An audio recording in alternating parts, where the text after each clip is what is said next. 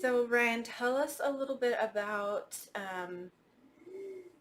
you had mentioned you had a goal to serve a mission for your church, our church, The Church of Church of Jesus Jesus Christ Christ of of Latter-day Latter-day Saints. Saints,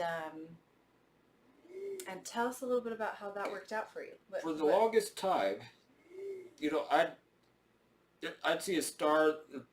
The wish I'd make was to be a football player and go on a mission. My older brothers played football. My dad played football. So,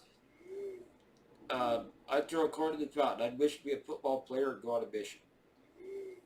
As I got older, my mom kind of talked to me, and I decided the important thing was I'd wish to go on a mission. I wanted to be healed so I could go on a mission. Now there's all kinds of opportunities out there. If we're disabled, you can't go, but then there weren't. So I talked to my bishop, who's my religious leader, and we talked about it. There were a lot of tears shed by both of us, I think. He looked and did all that he could, but there just wasn't a way that I could go on a mission, even a local one. And at that time. Mm-hmm. At that time, yeah. And there's a song called "Called to Serve" that missionaries sang, and man, okay, maybe I still can't sing it, but for the longest time I couldn't sing it without crying. And well, in our church we go to the temple, and I had a feeling that for a year after the day I went there, that I would get my mission call. And so I expected to be healed so I could go on a mission. It was always, I was going to be healed. September 22nd, 2002, a year to the day, I was made the Elders Quorum president in my ward, which is an important calling. You help people and deal with people. I was that for 4 years. 4 years. So I decided that was my mission call. We all have different, it may not be formal, but there's help you can do. Just saying hi to somebody might be your mission that day.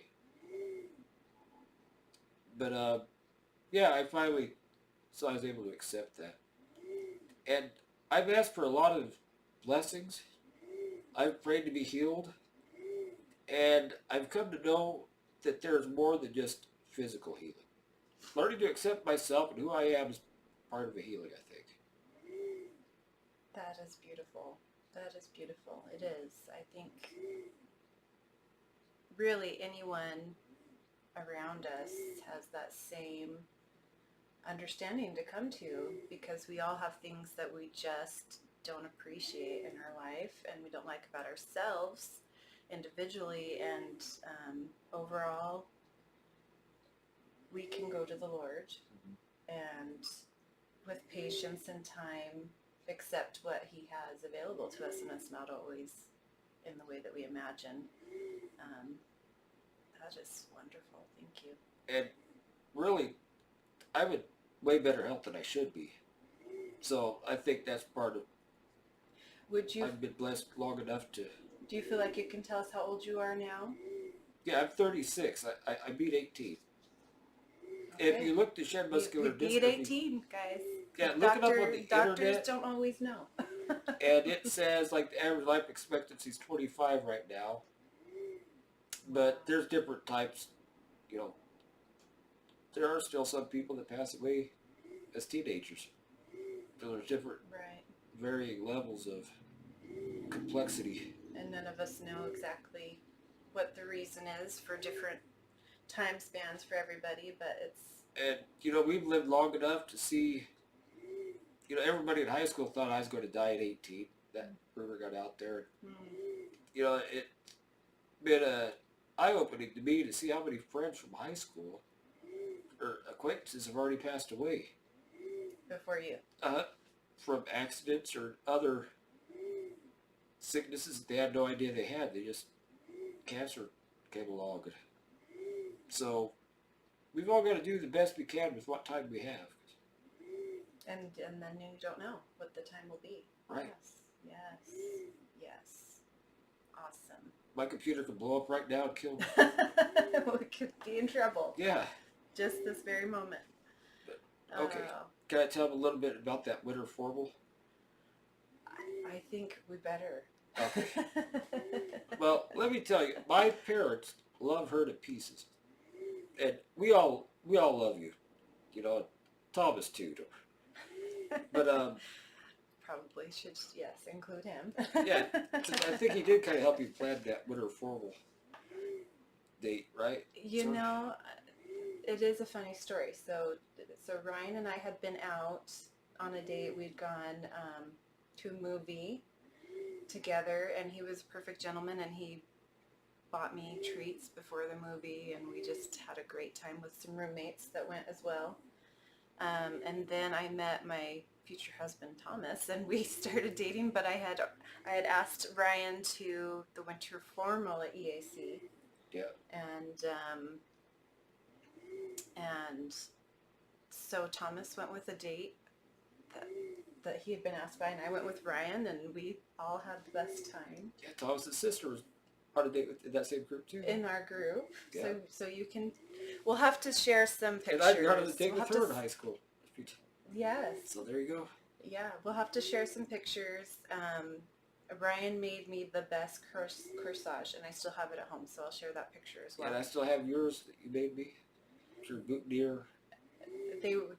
Our theme kind of was like Hot Wheels, the Hot Wheels, because he was my Hot Wheel date. So he made me a corsage with the Hot Wheel toy car and a bed of leafy green and some flowers around it. So my kids will still pull it out and look at it because they enjoyed that was my best boutonniere corsage ever. So well, that was one of my most memorable, like enjoyable days ever.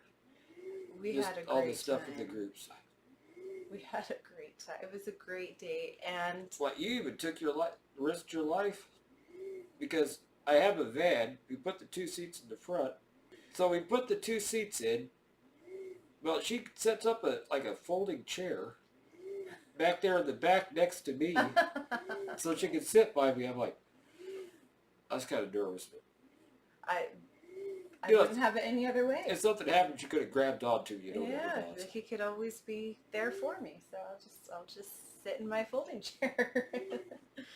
Yes, we had a good time, and even after that, when we'd go to devotionals or whatnot, it would be Thomas on one side and me in the middle, and then Ryan on the other side, and we seemed to hang out quite a bit. Yeah, well, see, it's good for me. I could just pull up on the end of the seat. No one could stop him. Yeah. He just went ahead and sat right by me. Unless you sit in the middle of the row, then I'm in trouble. Yes, and I just, I enjoyed it. We had a good time, and those were great years of our life. Yeah, it's the kind of friendship that no matter how many years go in between, we're still friends. You'd come visit. I'd see you in Walmart. Mm-hmm. Every time. Good of friends as we ever were before. Every time I saw Ryan, I'd be so excited to introduce him to one of my kids, bring the kids around, and well, my parents actually remember you, so that's they remember your it's name. a big deal. That's a big deal. I love it. So we've definitely had a good history together, and I've learned a lot from Ryan, and I appreciate this interview. We will have to do it again. Okay. Well, thank you, Ryan. Well, I'm done for now till next time. Awesome. Till next time.